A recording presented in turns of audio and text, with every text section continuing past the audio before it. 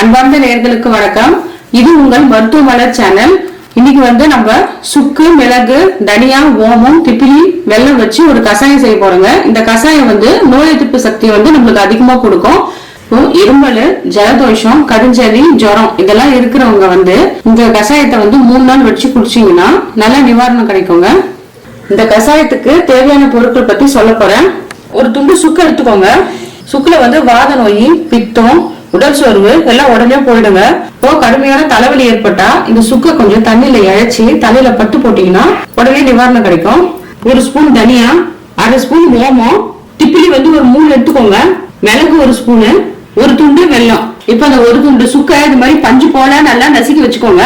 1 spoon மிளக இது மாதிரி நல்லா தூள் பண்ணி வச்சுக்கோங்க. இப்போ நானு ஒரு பாத்திரத்துல 2 கிளாஸ் தண்ணி ஊத்தி இருக்காங்க. தட்டி வச்ச சுக்கு போடுறேன். மிளகு, திப்பிலி, ஓமம், தனியா இத நல்லா கொதிக்கணுங்க. இதெல்லாம் போட்டுட்டு இது நல்லா கொதிக்கணுங்க. நல்லா கொதிச்சு வந்தாதான் நம்மளுக்கு அந்த கஷாய தன்மை வரும்.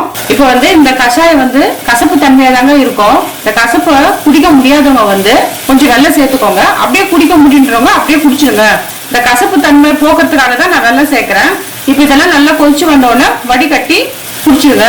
இந்த கஷாயம் எப்போனா குடிக்கலாங்க. காலைல சாயந்தரம் நீங்க எப்போனா டைம் இருக்க சொல்ல இன்னும் வச்சு, ஆனா கண்டிப்பா இது குடிச்சீங்கன்னா உங்களுக்கு நல்ல சக்தி கிடைக்கும். உடம்புக்கு எப்படிப்பட்ட ஜுரமா இருந்தாலும் 3 நாள் இது தொடர்ந்து குடிச்சீங்கன்னா நல்ல நிவாரணம் கிடைக்குங்க.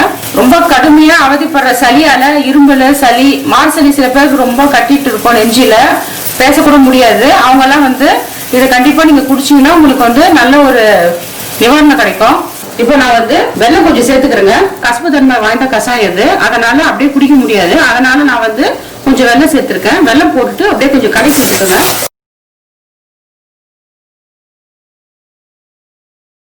இப்போ கசப்பு தன்மை குடிக்க முடியும் அப்படின்றவங்க நீங்க அப்படியே வடிகட்டி அதை அப்படியே குடிச்சிடுங்க. நல்லா சூடாவே குடிச்சிடுங்க. இப்ப இனிப்பு சேர்க்காம இந்த கஷாயத்தை நீங்க குடிச்சீங்கன்னா உங்களுக்கு இம்யூனிட்டி பவர் ரொம்ப அதிகமா கிடைக்குங்க. பாருங்க, நல்லா கொதிச்சு நல்ல கலரா வந்துருச்சு. தனியா, சுக்கு, மிளகு, திப்பிலி எல்லாம் கலந்து ஒரு அருமையான வாசத்தோட நல்ல கஷாயம் ரெடி ஆயிடுச்சுங்க. இத வடிகட்டி சுட சுட அப்படியே குடிச்சிடுங்க. கஷாயம் ரெடி ஆயிடுச்சுங்க. உடனே செஞ்சு வீட்டை குடிங்க.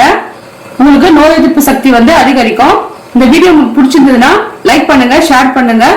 உங்களோட கருத்துக்களை கமெண்ட் பாக்ஸ்ல மறக்காம பதிவு பண்ணுங்க. சப்ஸ்கிரைப் பண்ண மறந்துடாதுங்க. நன்றி, வணக்கம்.